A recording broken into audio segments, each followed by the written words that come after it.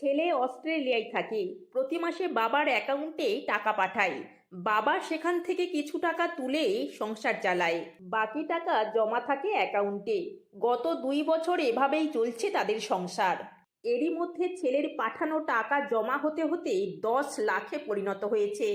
এবার ছেলে সে টাকা তার মায়ের নামে ফিক্সড ডিপোজিট করে রাখতে চায়। বাবাও তাতে খুশি। আজ বাবা মা জনতা ব্যাংক দাউদকান্দি শাখায় আসেন। তারা যখন আমার সামনে বসা, এ সময় ছেলে আমাকে ফোন দিয়ে অনুরোধ করে আমি যেন পুরো 10 লাখ টাকা তার মায়ের হাতে কিছুক্ষণের জন্য তুলে দিই। সে ছেলের কামাইয়ের টাকা নিজ হাতে ছুঁয়ে দেখবে। তার কথা শুনেই আমি কিছুক্ষণ চুপ হয়ে গেলাম। মায়ের সেই ছোট্ট খোকাটি আজ অনেক বড় হয়েছে।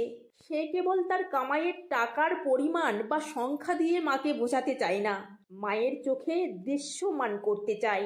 দেখো মা, এই টাকা তোমার খোকা তোমার জন্য রোজগার করেছে।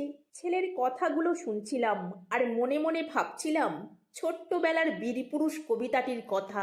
মনে করো যেন বিদেশ ঘুরে মাকে নিয়ে যাচ্ছি অনেক দূরে। তুমি যাচ্ছ পালকিতে মা চড়ে, দরজাটুকু একটুকু ফাঁক করে। আমি যাচ্ছি রাঙা ঘোড়ার পরে, টগবগিয়ে তোমার পাশে পাশে। এমনই একটি ছোটবেলার স্বপ্ন যেন ছেলেটি পূরণ করে ফেলেছে। ছোট্টবেলার সেই স্বপ্ন দেখা ছেলেটি আজ যেন সত্যিকারের বীরপুরুষ হয়ে মাকে বলছে, মা দেখো সব তোমার জন্য, তোমার খোকা বড় হয়েছে, তোমার আর দুঃখ নেই। আমি চেয়ে দেখলাম, আনন্দে মায়ের চোখ ভরে উঠেছে, বাবার মুখে হাসি। আজকাল তো অনেক মায়েরা জানতেই পারে না তার ছেলের রোজগারের খবর। প্রতিটি মায়ের এমন একটি করে বীরপুরুষ থাকুক।